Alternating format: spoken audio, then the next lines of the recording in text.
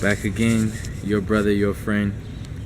Today I want to talk about something that's very close to my heart, something that's revealing, and I want to, expose a little bit of myself to you all, to the world, and be just really open, express myself 100%.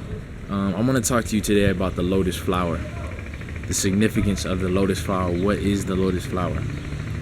Where am I right now? I'm on the roof of a hotel in Guatemala. I'm on the coast or the shore of a beautiful lake. It's called Lago Atitlan. Atitlan is not in Spanish. That's an indigenous tongue, but Lago is a lake. I want to show you guys briefly the lake. I'm on the rooftop, but if you zoom in, you can't really see the whole lake specifically, but this is the landscape that I am at right now. Then there's mountains, surrounded by mountains and volcanoes. Okay, so this is where I am right now, doing my thing out here. But I want to say to you that the secret is that you are the lotus flower. I am the lotus flower. We're the lotus flowers. In nature, you can find things that reveal the truth to you.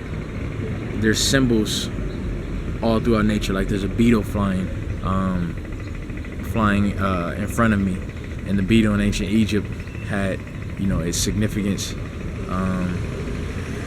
It also represents rebirth and several other things. The dung beetle, because of the way it pushed along the dung in ancient Egypt and reutilize its waste and things like that. So there's signs and symbols in nature, and ancient cultures, those who have been in tune with nature, and just different people in general who have been in tune with nature, they've seen the symbolisms in different.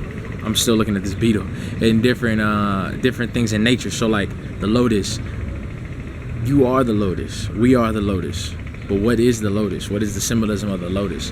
The lotus is a flower that grows from murky, muddy waters, and it grows through the levels of the waters, and it comes out and it blossoms and it manifests itself and it unfolds. And yet it isn't dirty. It isn't, muddy from the waters that it grew up out of. It's of the world. It's in the world, but not of the world. And so all these stories and symbols throughout ancient societies, they've always been about us. They've always been about you. It's never the Christ Savior, the Buddha, the Krishna, Hercules. All these stories are about you overcoming, or about us overcoming, about us becoming our true selves, going through the crucifixion, going through the blazing fire, and resurrecting. The lotus, again, it rises up out of the trials and tribulations of the murky water. The water is representative of the trials, the tribulations, the trauma, the tragedy, all the things that you go through and that we go throughout life. And we're supposed to rise through that pure. We're supposed to go through that and be from that, but not be of that. We're supposed to sobrevivir in español, to survive. You know what I mean? To overcome. So we're supposed to overcome that and still come out shining. We're supposed to, as opposed to folding when the pressure is on, when the heat of life is on, we're supposed to unfold beautifully. So that's the representation of the lotus. But the secret is that you are the lotus. It's representative of our life. And the reason that I brought up the time period of my YouTube videos and how I kind of stopped putting out videos for a while is because my mother passed away when I was 17 years old. That was in 2007. In 2007, I entered a maze. I was in the murky waters. My mother was the backbone of my family and of my family structure. She had cancer, She passed her form. She fought cancer for some years, changed up her lifestyle, began eating healthy, organic food, studying Dr. Sebi, different works, fasting, drinking juices, and I learned all from that. But when she passed away, my life crumbled. Everything around me fell apart, and so did my family. Fell into depression, became orphans, suffered, the tragic loss of losing the one person who loves you the most in the world, the one person who brought you into the world. My father, he grew up. We're from Los Angeles, so my father, he was raised in his own time period in L.A. Crack cocaine hit L.A. He wasn't a drug dealer. I mean, he wasn't a drug user. He was a drug dealer, purported drug dealer. So my father, sold cocaine. Heavily sold cocaine. He was a man in the streets. He was always a good influence in terms of, before I found out who he was and what he did, he always put me on to martial arts, eating healthy, discipline, different things like that. When he was around, but he lived in the streets. He was a Rolling Stone, had different children from different women, and did his cocaine thing, but he did that off to the side. My mother passed away. He abandoned me and my siblings. I entered college. My mom passed away when I was 17. I entered college when I was 18. No guidance, no parents, no care packages, no one to call when I had trouble or issues. No family support system. Just from my grandparents, but they were going through what they were going through. I was ridiculed, mocked for not having certain clothes by the young ladies, the women in my race and my nation. Sometimes they're a little bit, not a little bit, sometimes a lot of it, they're into consumerism, very superficial, and so ridiculed, mocked, lived in poverty. Just eating beans and barely any vegetables, trying to survive in college. And it's not my experience wasn't the average college experience, where a lot of the people I went to college with, middle class, parents were engineers, college educated, things like that, and they were broke, quote unquote. No, I was mentally, physically, spiritually broke. I had entered a maze for 7 years. Luckily, through the study of Marcus Garvey, Noble Drew Ali, Yogananda, spirituality, that helped me rise as the Lotus. That helped me rise through the pain, the trauma, the suffering, the depression, the sadness that I suffered from. I felt like my father was a criminal, therefore I was a descendant of a criminal. He didn't love us because he didn't communicate with us during that time. He wasn't there, so I didn't deserve to be loved.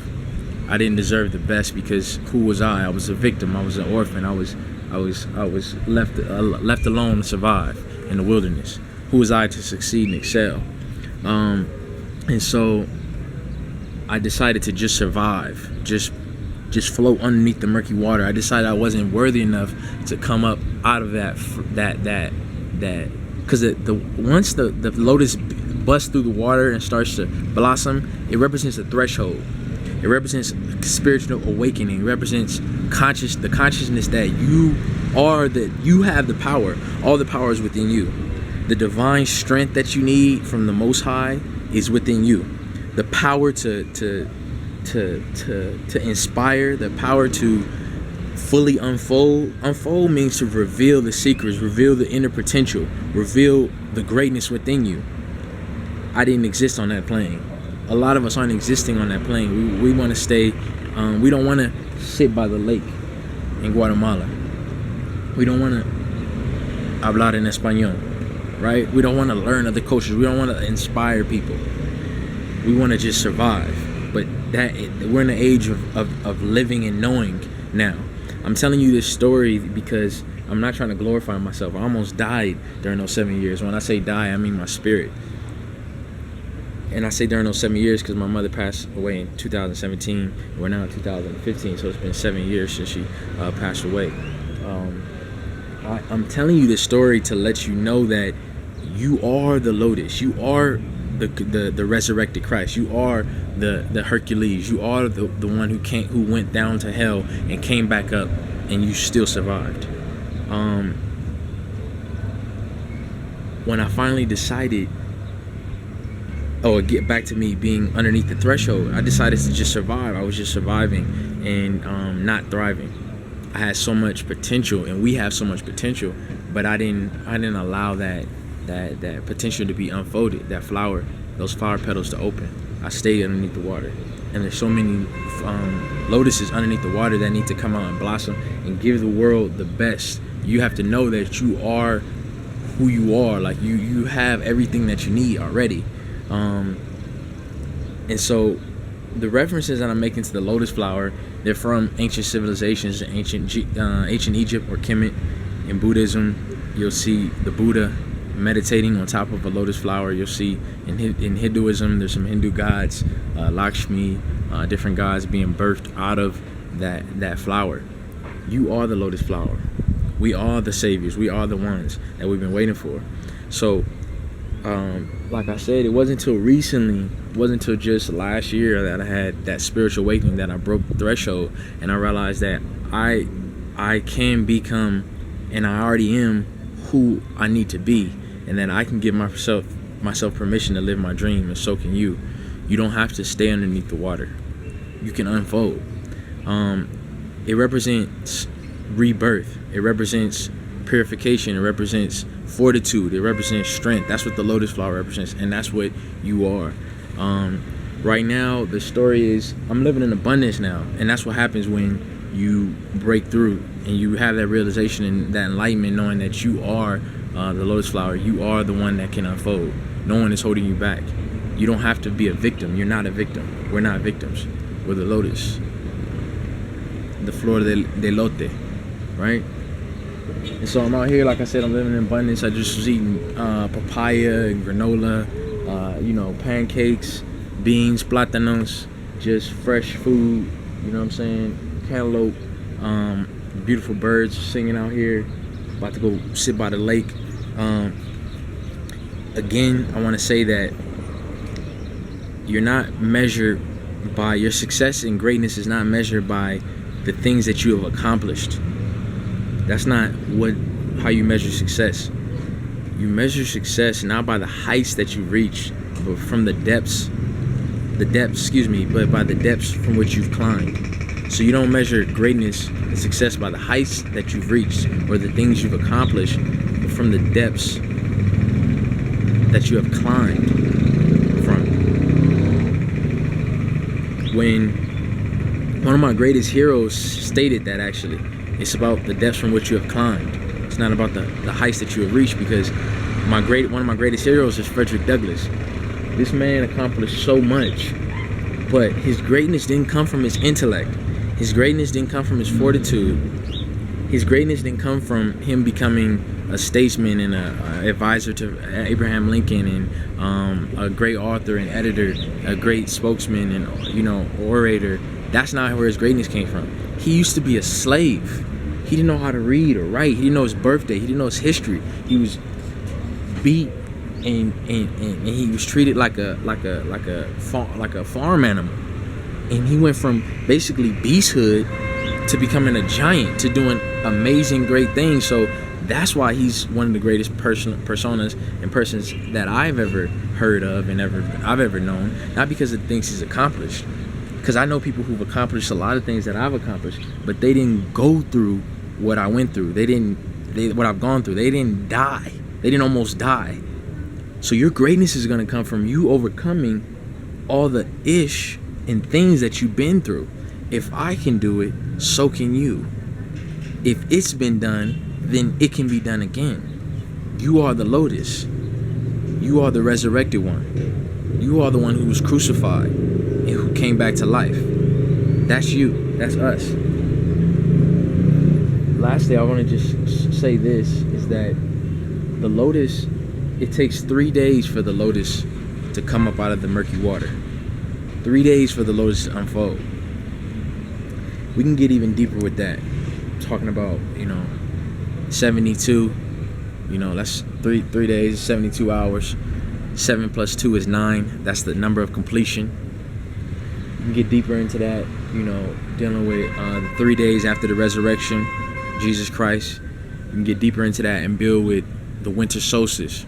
At the winter solstice on the 21st of December, it's the shortest day of the year, meaning this is the least amount of daylight in that whole entire year. That'll be the shortest day. And the sun is at its southernmost point in the sky. But after that day, the sun begins to rise, and the number of daylight hours that we experience begins to increase. This is known as the rebirth of the sun. A lot of pagans celebrated that, but they lost. When I say pagans, I don't like to use that word, but I say that because they lost the meaning and the symbolism of what was happening with the sun. It's that resurrection of the self, of the spirit man inside you. It's time for you to resurrect. That's the age that we're in. If I can overcome, so can you. If I can graduate, I didn't state that I graduated with honors, you know, even though I barely had any money to even buy my gown to graduate with. You know, I barely had that social support, financial support, like I said, living in poverty, you know, living as an orphan, disowned by my family, my father's family, you know, son of a drug dealer, cocaine dealer, brilliant dad, but he had his flaws, you know what I mean? Mother died, you know, passed away from cancer. Graduated with honors, living in Guatemala by the coast, by the lake, multiple streams of income, living in abundance. It can be done. Have faith in yourself. Know that you are the Lotus. Peace.